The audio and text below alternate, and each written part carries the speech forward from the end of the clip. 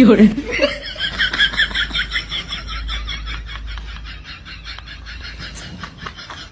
Hello guys, আসসালামু আলাইকুম। আশা করি সবাই ভালো আছেন। তো আমি অনেক ভালো আছি আলহামদুলিল্লাহ। তো আজকে নিয়ে আসলাম আপনাদের মাঝে নতুন ভ্লগ ভিডিও। তো এই ভিডিওতে থাকছে কিভাবে মানুষ বাইকের পাছা খুলে পাছা লাগায়। তো তার আগে আপনাদেরকে একটা কথা বলি, এই যে আমার সামনে যে লোকটাকে দেখতেছেন না, যে আমার সামনে বসে বাইক চালাচ্ছে, এ হচ্ছে আমার আপন ছোট ভাই। তো সে কি এমন মহৎ কাজ করছে জানেন? সে বাল পাকনামি করে পিছনের পুঙা মুঙা সব খুলে ফেলছে। তো যাই হোক, সে যেহেতু এই পুঙা মুঙা সব খুলে ফেলছে, তো এটাকে তো লাগাতে হবে। তো এই জন্য ওইটা লাগানোর জন্য আমি আর আমার ছোট ভাই মাগুরা উদ্দেশ্যে রওনা দিলাম।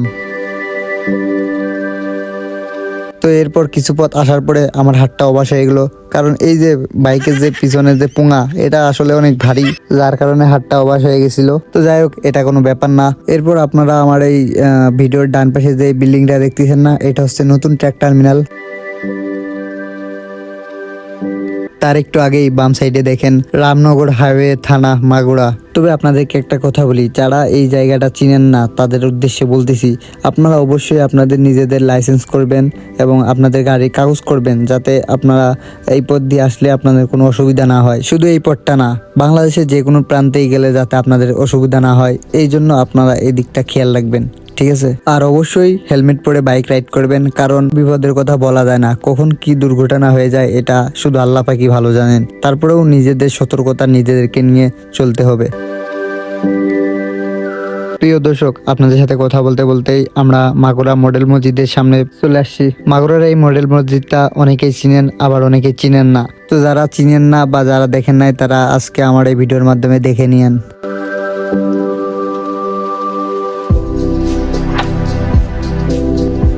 তো আপনাদের সাথে কথা বলতে বলতে কখন যে জামাইয়ের দোকানের সামনে পৌঁছে গেছি খেয়ালই নাই। তারপর দেখি বড় ভাই বসে আছে, তো ভাইয়ারে ডাক দিলাম।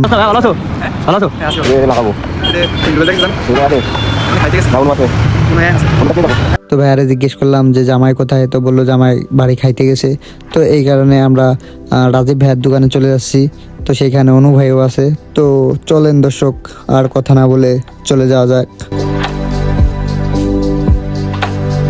তো অবশেষে রাজীব ভাইয়ের দোকানের সামনে পৌঁছে গেলাম। তো এখানে দেখি একটা ভাইয়া বসে আছে, তো তাকে জিজ্ঞেস করলাম অনু ভাইয়া কোথায়। তো ভাইয়া বললো অনু ভাইয়া বাড়ি খাইতে গেছে। তো এরপর কিছুক্ষণ অপেক্ষা করার পর দেখি অনু ভাই এবং জামাই সবাই চলে আসছে। তো তাদের সাথে কথা বলতেছি এবং তাদের সাথে খুনসুটি বিনিময় করলাম। বাল পাকনামি করে বাইকের পোঙা খুলে আবার কয় এই যে দাঁতগুলো মনে হচ্ছে সবগুলো মাইজিয়ে দিই বিরাইতে। তো যাই হোক, এরপর বাইকটা অনু ভাইয়ের কাছে দিয়ে আসলাম। ভাইয়া বাইকের পোঙা টোঙা সবকিছু লাগাই ফেলুক। এরপরে আমরা চলে আসলাম এদিকে স্কুটারের শোরুমে। তো এরপর আমরা এই স্কুটারের শোরুমে স্কুটার দেখতেছিলাম, ভালোই লাগতেছিল। তো এই স্কুটার কেনার সামর্থ্য আমাদের নাই, গরিব মানুষ, তো এই জন্য আমরা এই শোরুম থেকে বেরিয়ে পড়লাম।